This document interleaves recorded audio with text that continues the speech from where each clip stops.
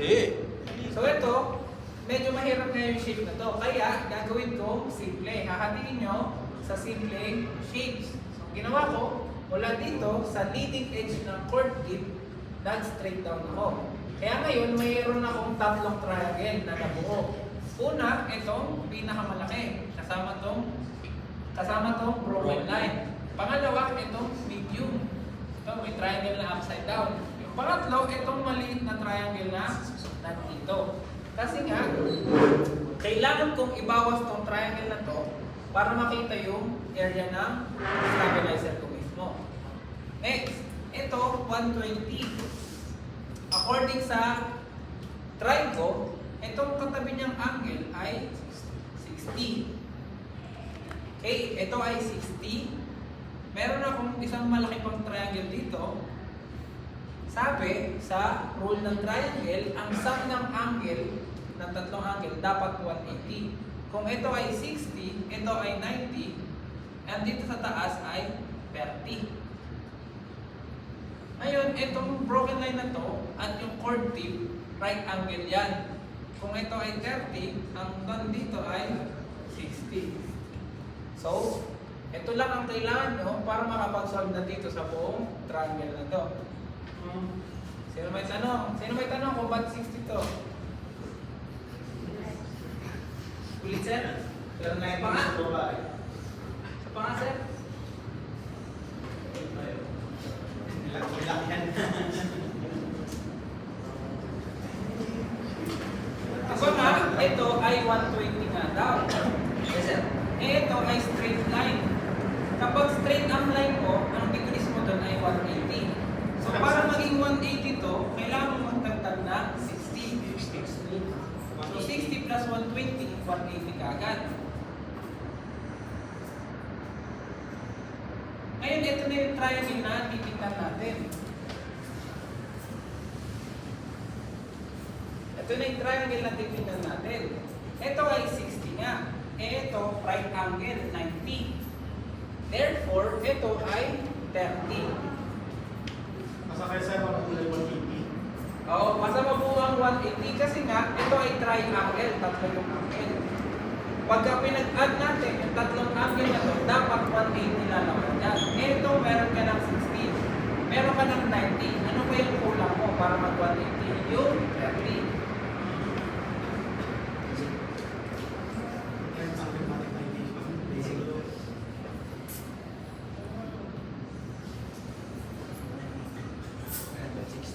So ngayon, ito na yung hinahanap nating angle. Ito nga, tsaka ito pa iba, 90 degrees yan, 90. Kasi puro straight lines ang dinadrawing ko. Kung ito ay 30, dapat ito 60 para maging right angle. Kaya siya naging 60 dito. Okay na, Mesias.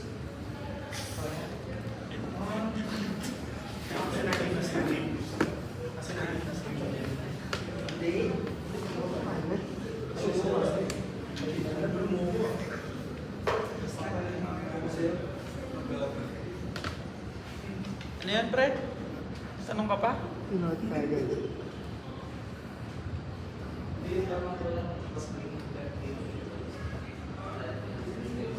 Kay sir mo tanong. Sir, may tanong daw si Mesias.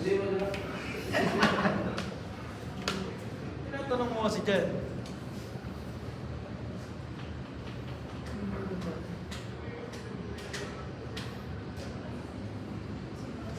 Ito na yung drawing ko. Meron nga tayong tatlong triangle.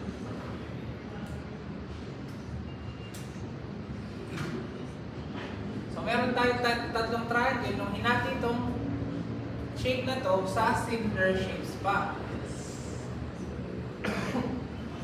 So ang pinakamadali ay yung pinakamalaking triangle na to.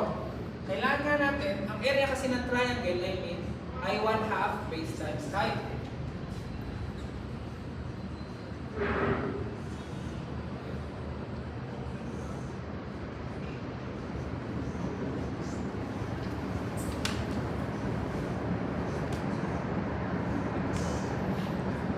Ito ang ating triangle.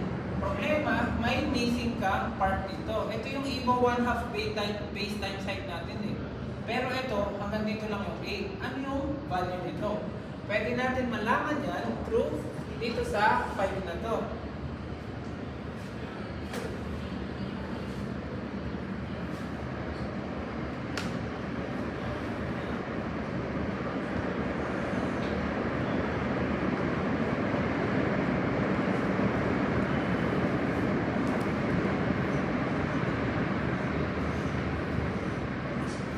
Hey, ito. Ang sukat nitong walang line, ang sukat ng walang linya na to ay 5. Kasi pinroject ko yung leading edge ng curtain pababa. Tapos kung ano yung sukat sa taas, malamang yun din yung sukat dito sa may baba. Kaya ito ay naging 5. Ang kulang ko na lang, ito nasa maliit na triangle na to sa number 3. Ito yung number 3. Ito yung number 3. Lalagay ko na, ito yung lagay ko na letter Q yan. Para kapag tinanong ano yung side Q, ito yung pinag-uusapan natin.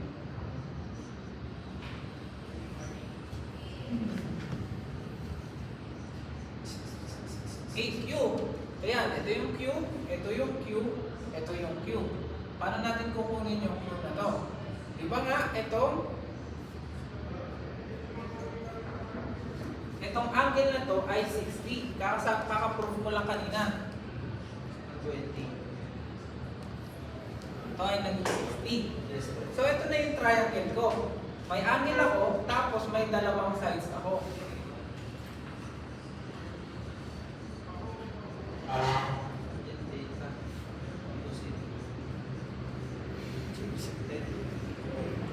At tan theta ay equal nga sa opposite over adjacent. Ang angle natin ay itong 60. Ang opposite side ay yung 10. Yung adjacent side itong nasa ibaba.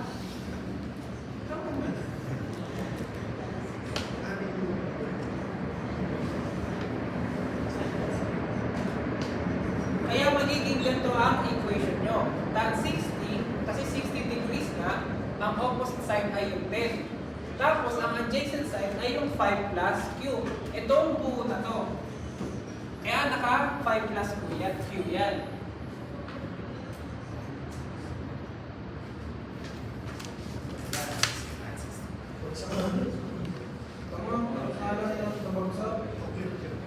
Zero 0.77.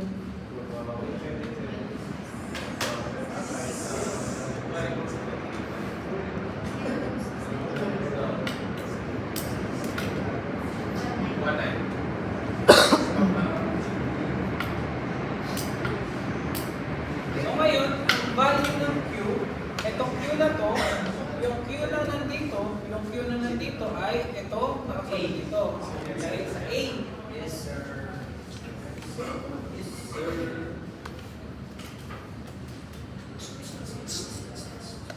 Makuha na natin base.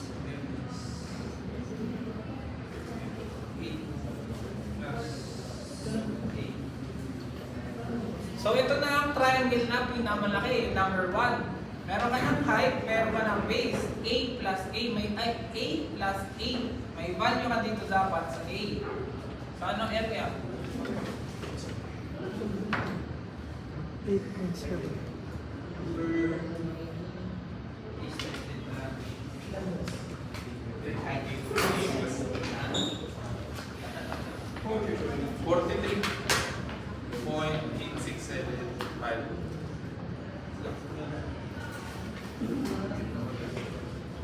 That was it. 1346.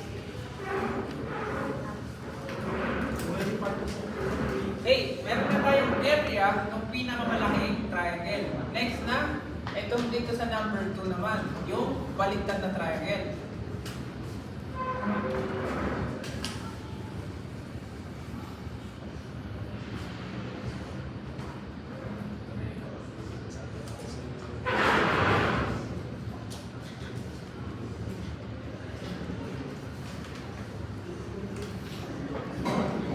Ang area ng triangle ay 1/2 base times height. Meron na tayong base, 5. Wala wala tayong height dito. Pero meron tayong side, meron tayong angle.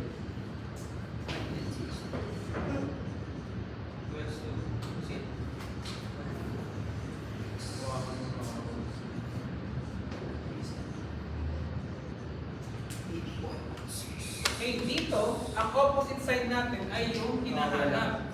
Tapos yung adjacent side yung 5.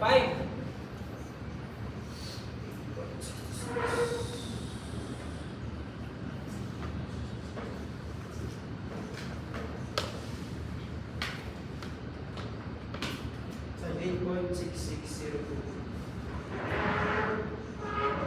54038.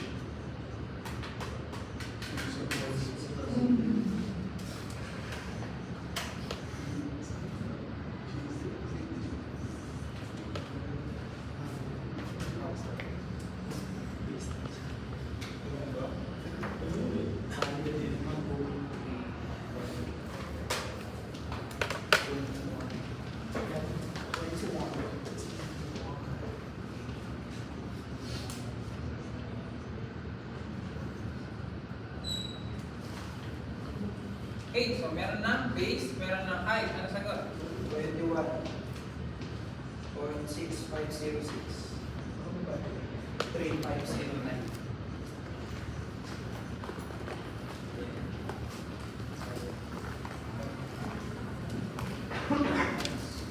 Next, itong pinakamaliit na triangle na. Ito.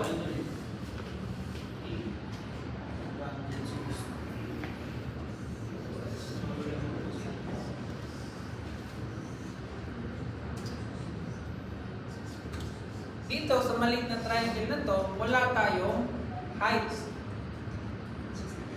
Ngayon, may dalawa tayong way para makuha yan. Either mag-tangent tayo o kaya itong B na to, i-minus natin dito sa 10. Parehas lang ang lalabas dyan.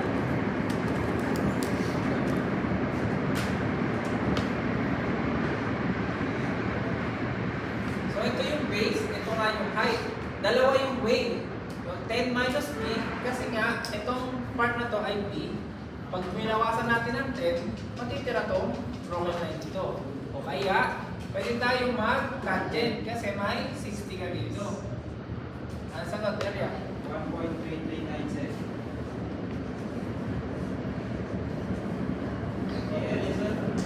Di ba yan, sir? Ano na ba agad?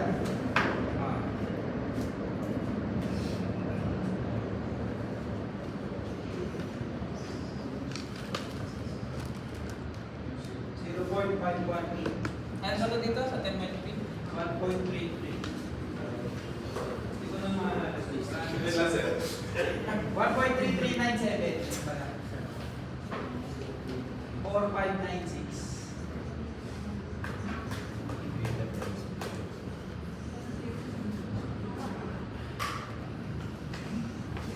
Anong area?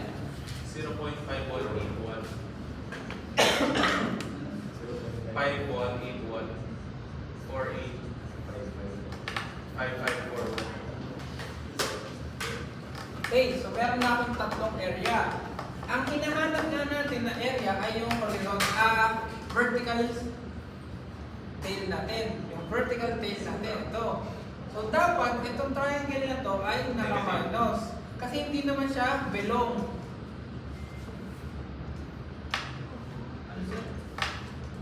Di ba nga, ang ating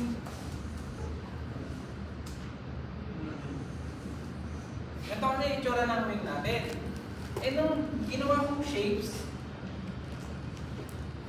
Hindi kasama yung pro. hindi siya kasama. Itong triangle na to hindi belong. Kaya dapat magiging minus to. Kaya, pagka tinotal na natin yung area, ano sagot?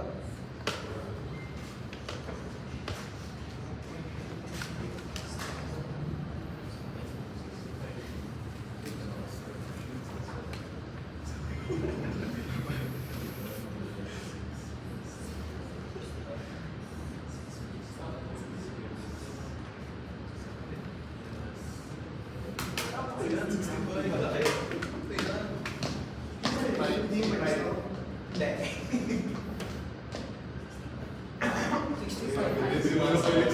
65.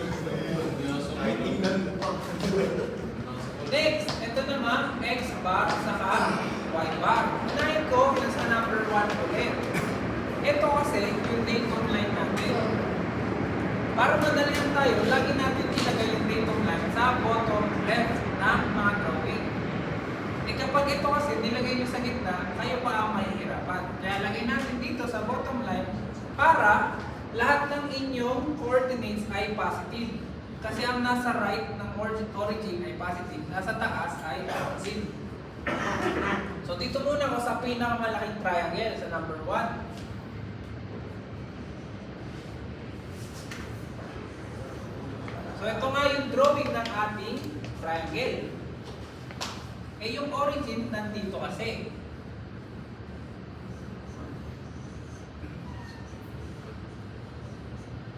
Hey, ito yung datum line natin, yung origin, ito yung triangle natin, nakausog siya ng konti. Ang pagkakausog niya ay 5. Next, ang ibig sabihin kasi nito ay yung centroid ng part na yon. Ang centroid ng isang triangle ay medyo malapit sa right angle. Ano ibig sabihin doon?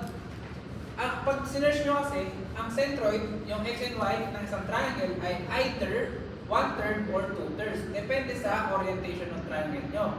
Para mas madaling tandaan, ang centroid ng triangle mas malapit sa right angle. So ito, kapag pinlan natin, yung 1/3 yung mas maikling side, yung dito. Tapos yung 2/3 yung mas mahabang side. Kasi nga, mas malapit siya sa right angle. Ngayon, titingnan natin, asan yung x bar ng triangle na to. So, x ang pagpupukusan natin. Dito, pagkagaling tayo ng origin, papunta dito sa x bar, ang unang tinamaan natin ay yung right angle. Therefore, ang sukat dito dapat ay 1/3. Kasi ang 2/3 yung nandito sa bandang dulo. Ulit sinusukat natin ang x bar. Ganito yung orientation ng ating triangle. Ang unang tinamaan, kapag nilakad natin mula origin hanggang dito sa may x bar, ang unang tinamaan natin ay yung right angle. Yung side na 1/3. Kaya, ang x bar ng part 1 natin ay yung 5 plus 1/3 ng 8 plus 8. Pero kung hindi tinamaan dyan yung right angle naman, 2/3. Asan ka? sabi na, Ay, 2. 0.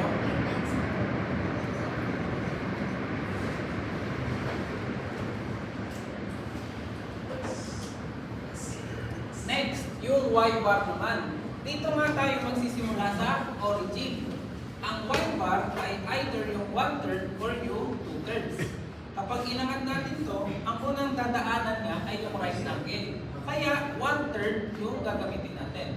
1/3 ng height na to, ang height na to ay 10 nga. So ang y bar niya ay 10/3.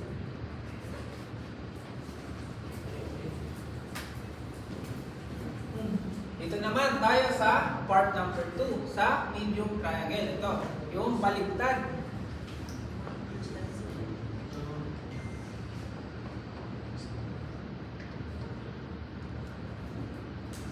Ang ating datum line, yung origin ay nandito. Base dito sa drawing na to, nandito. Ngayon, sabi ko nga, yung centroid ng isang triangle mas malapit sa right angle.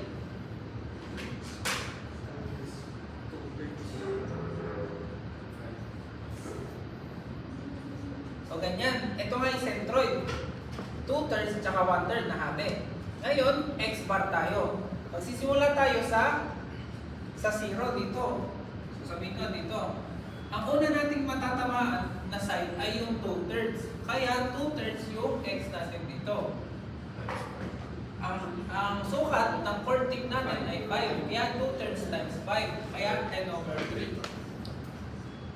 Next, yung y bar naman. Ang y bar nga, magsisimula ulit tayo dito sa ating origin, pataas. Ang unang tinamaan ay yung 2/3. Kaya 2/3 ang ating side. Ang side ng triangle na to ay yung nasa letter B, naka-store sa B. Yes.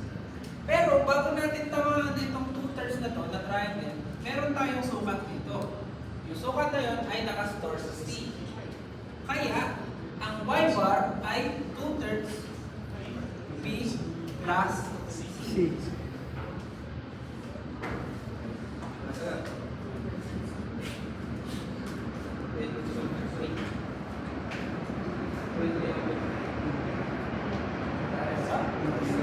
Isang sagot eh.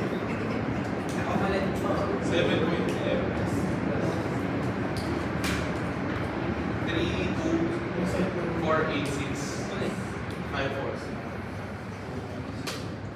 So, meron na akong x bar at y bar na ito.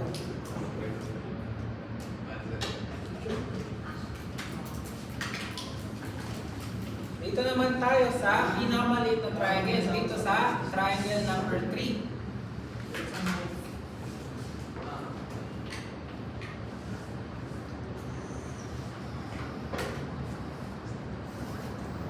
Ito na.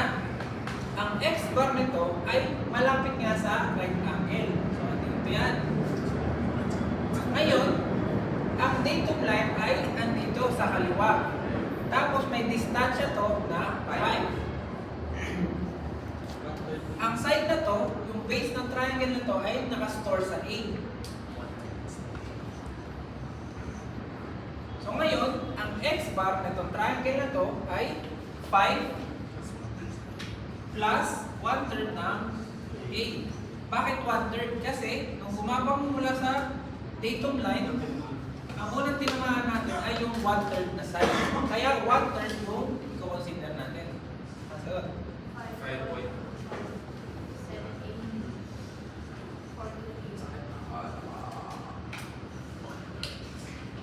next, yung y bar naman. Dito tayo magsimula sa origin ulit, pataas.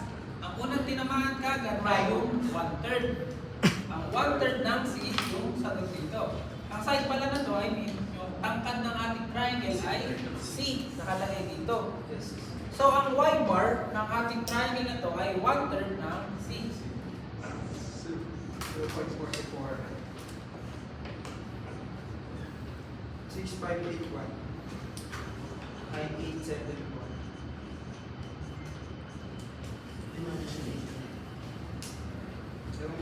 Hindi na.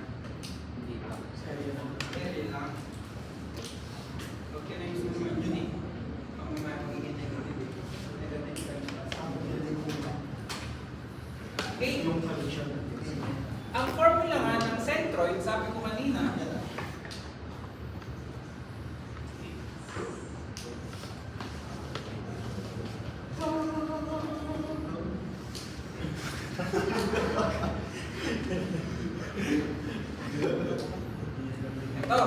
ito nga ang formula ng centroid. Summation ng 8 times x bar over summation ng area.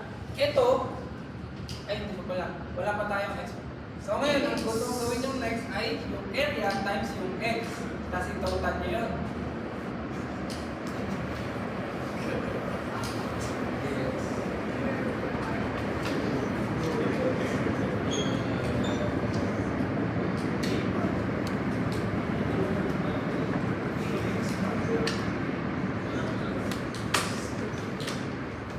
So una, yung ax bar ng triangle 1. Ano sagot? Ito, times ito lang.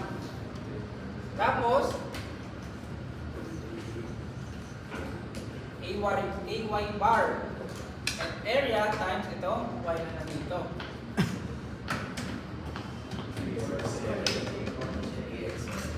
Shift na lang.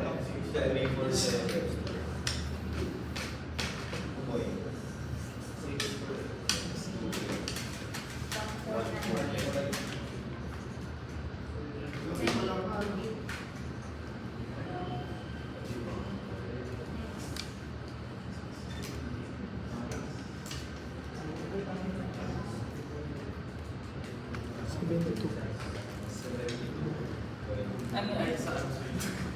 Bilisan part po. 7.1. Yan o.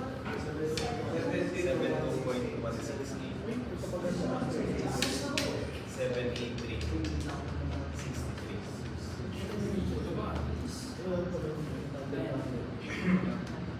A1 ba? Kaya dito? 46.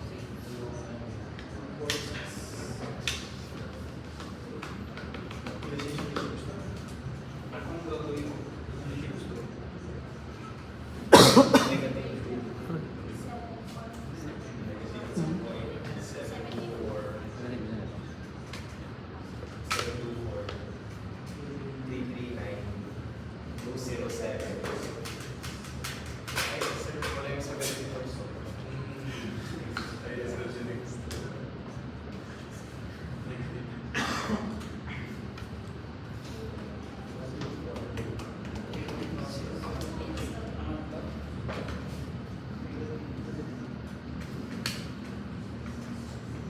Wait, ito yung AY. Parang mo.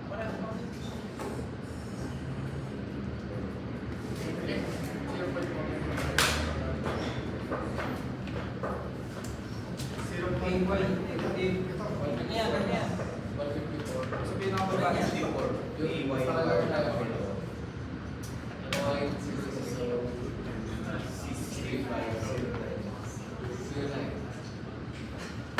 Nababasa. Negative 0.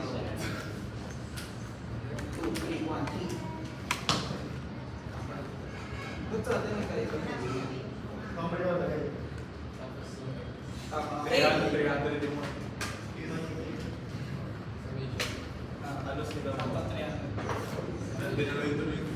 So ito, meron na tayong isang AX bar at AY bar. Eh ang CG nga natin ay ang centroid natin, ang formula ng centroid, yung summation ng AX bar divided by summation ng area. Meron na tayong summation ng area dito, 65. Ngayon isama rin isama na lang itong AX na to. Kasi ang AY bar ay 300 sakto dapat. 0.07.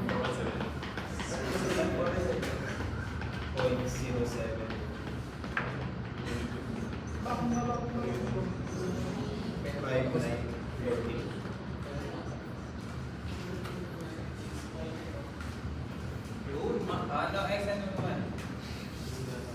6.1 gross. 65.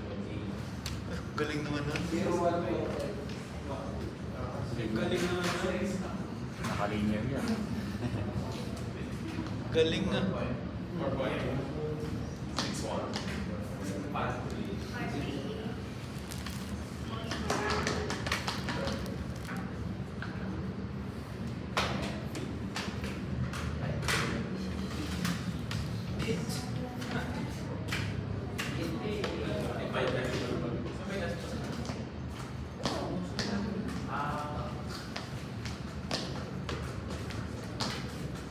Ito, 20.